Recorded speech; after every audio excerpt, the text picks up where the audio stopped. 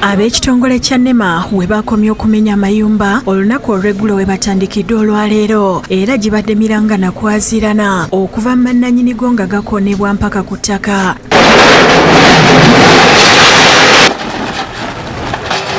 Mu kusoberwa abamu beevulungudde mu ttaka ate abalala ne bazirika.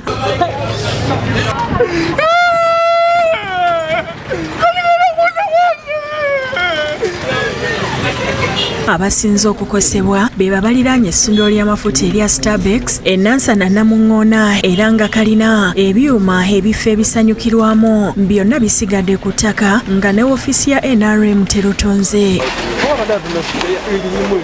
Ssentebe wa NRM Kassim Kasasa ategeeza nti emyaka 65 gy'alina gimusaze kubanga talina kyasigaza. Naye ngeze okujja nga bamenya ekigo kitankoze bulungi nnyo era myaka gyange 64 gye nina omulembe gunsaze. Mu balala mwe mubadde n'abakadde nga bagamba kati Katonda yekka gwe bakwasiza embeera eno nga n'abaana bamulekwa abasigala mu mayumba bokka bagambe yabalola esiridde. Naye okusaba ffe kuli ki Katonda afuga ensi eno afuga ensi omusanvu n'eggulu omusanvu alage yataye oda eno amaanyi muligi yalina nyini ttaka lino linengulako buloti. Omuntu abadde mu kitundu okumala emyaka n'emyaka baali luddawo okuva emabega. Watunywera emyaka gyonna wano olubadde lusanyusa butobazi emyaka 35 n'emyezi 27. Abalala basigadde balajana nga bagamba ebyabwe byonna babikonedde mu mayumba nga tebaliiwo. Byonna babimenyedde munda.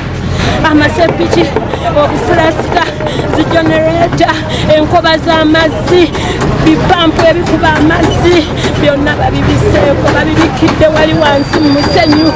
Naye abasajja nga mubalabe akayumba kange kakukibaddako emali eyonoonekedde ddala. Bakukiriza kujja mu bintu by'omulungi kitegeera abamu kati muteyiwa wali paaka afudde pureesi paaka ya takisi.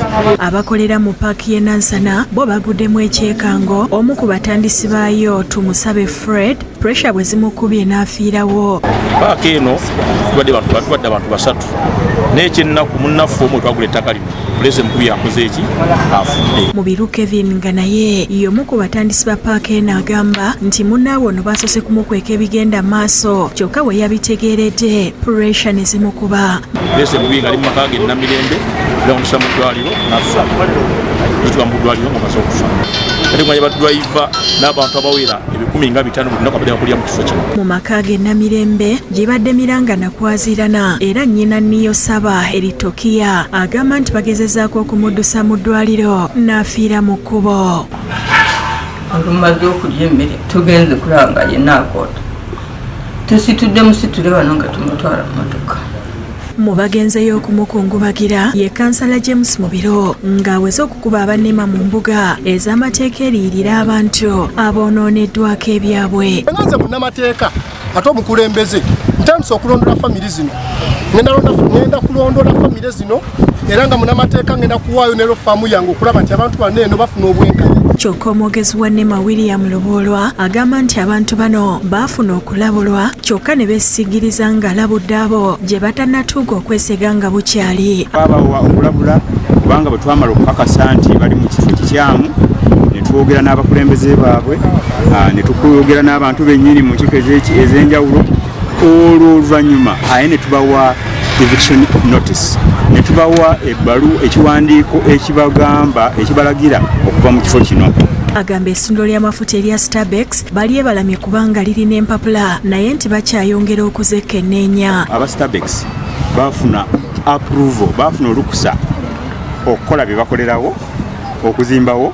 Ayongerako nti ne poliisi ey'e Nansana mu Lubigi yakumenyebwa era abakolo bategeezeddwa dda nti tetugenda kuwummula mulundi guno nga tetumaliriza mulimu gutuleese. Abdul Muwonge n'abo batuusa bye bakusakidde eggulire lino ku Rabukedde TV.